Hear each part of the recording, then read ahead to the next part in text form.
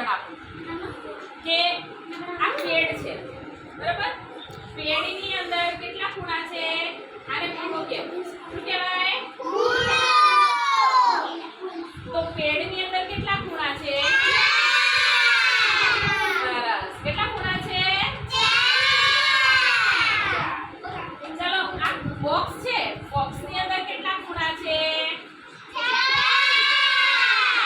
એક બાજુ 4 છે, બીજી બાજુ ત્રીજી બાજુ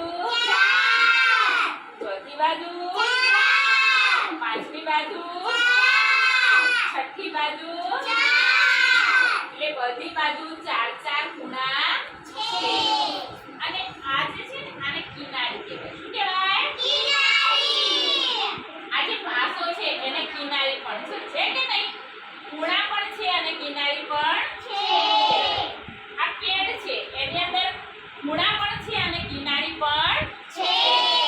પણ આપણે આ ડીશ લઈએ તો ડીશની અંદર ખૂણા છે ના. ચલો હવે આ દડામાં ખૂણા છે ના. માચિસની અંદર ખૂણા છે ના. હવે આ રબર છે એની અંદર ખૂણા છે ના. કિનારી છે ના.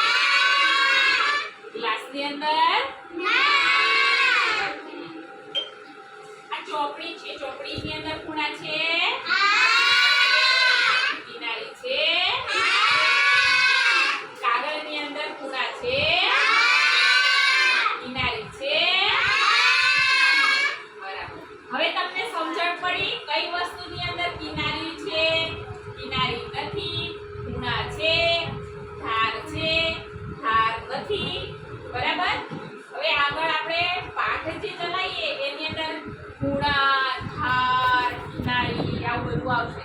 તો તમને વસ્તુ બતાવીએ તો એની અંદરથી ખબર તો પડી જાય ને આની વસ્તુમાં કિનારી છે ને ધાર છે ને ખૂણા છે. બરોબર.